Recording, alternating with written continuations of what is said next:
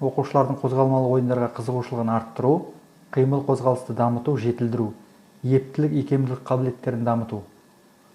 Жалпы дамыту жаттығуларына тоқталатын болсақ, бүгінгі сабағымызда ең әуелі жалпы дамыту жаттығуларын жасап аламыз. Сондықтан да барлығымыз дайындалайық. Басты қалыпта тұрамыз. Аяқ иықтың көлемімен бірдей. Екі қолымыз жанымызда. Бір дегенде екі қолды иыққа қою. Екі дегенде қолды жоғары көтеріп, сол аяқтың ұшына тұрамыз. Үш дегенде екі қолды екі жаққа созамыз. Төрт дегенде екі тізені құшақтап отырамыз. Бес дегенде қалыпты жағдайға келеміз. Осы жаттығуды 3-4 қайтара қайталаймыз. Келесі жаттығуымыз. Басты қалып, бір дегенде екі қолды екі жаққа созып, кеудені жазып тұрамыз. Екі дегенде екі қолды алдыға созып, жартылай отырамыз. Үш дегенде жұдырықты түйіп, шынтақты бүгіп, кезек-кезек шынтақты көтереміз. Осы жаттығуды 3-4 қайтара қайталаймыз. Келесі жаттығу жиынтығы. Басты қалып, бір дегенде екі қолды жоғары көтереміз. Екі дегенде аяқтың ұшына қолды тигіземіз. 3-4 дегенде саусақтарды айқастырып, төменнен жоғары қарай жартылай шеңбер жасаймыз. Қозғалмалы ойындарға келер болсақ, қозғалмалы ойындар жалпы адам ағзасына пайдалы. Сондықтан да бірінші, оқушы ағзасына әсер етіп, оны жетілдіру көмегімен тигізетін қимыл қозғалыстардың екі түрі бар. Бірінші, баланың сабақ барысында дене мүшелерін қимылдату, қалам, қарындашпен жазып сызу арқылы саусақтарын қозғау, көзді қимылдату, ауызды сөйлеп қимылдату, мойынды бұру, аяқты жылжыту, денені тік ұстау, еңкею, шалқайы бұрылу, тағы да басқа. Сонымен қоса екіншісі, дене бұлшықеттерінің үнемі қозғалыста болуы, үнемі қарқынды қимыл қозғалыстар мен ми бөліктерінің өзара қарым-қатынасын жақсартып, жетілдіріп отырады. Ол баланың қимыл қозғалысы мен ақыл ойының бірдей дамуына әсерін тигізеді.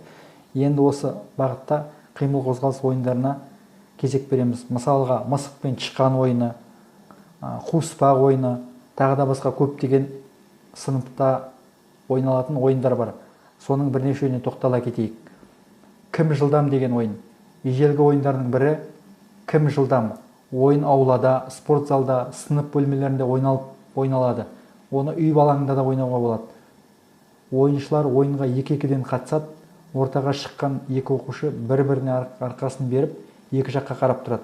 Аяқтарының арасына ұзыннан ұзақ белбеу тастайды, 1-2-3 деп ойнайды.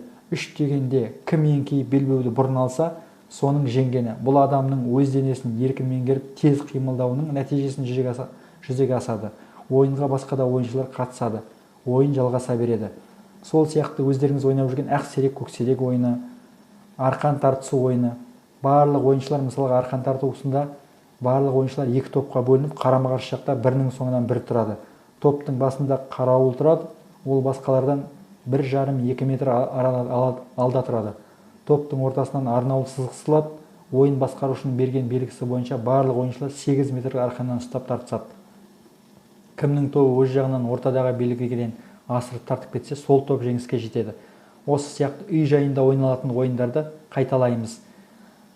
Осы ойын барысында эстафеталық ойындарды да қамти кетеміз. Бұл жерде эстафеталық ойындардың маңызы зор. Бұл жерде жарыс түрінде ұйымдастырылады.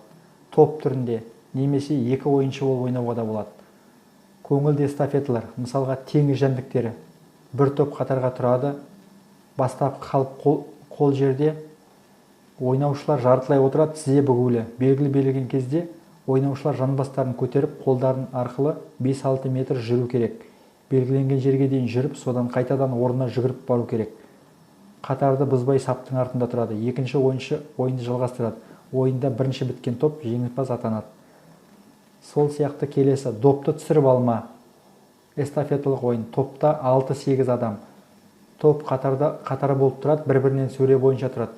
Бірінші ойыншының қолында ракетка, теннис тобы беріледі. Белгі беру арқылы бірінші ойыншы ракеткамен допты ұрып, жоғарыдағы кедергілерден өтіп, қайта орнына жүгіріп келіп, ракеткамен допты екінші ойыншыға береді. Кедергі гимнастикалық орындық, бөрене астынан өту, аттың астынан өту, тағы да сондай заттар қойылады. Қай топ тапсырманы бірінші аяқтаса, сол топ жеңіске жетеді. Осылай арқылы біздер эстафеталық ойындармен де танысып болдық.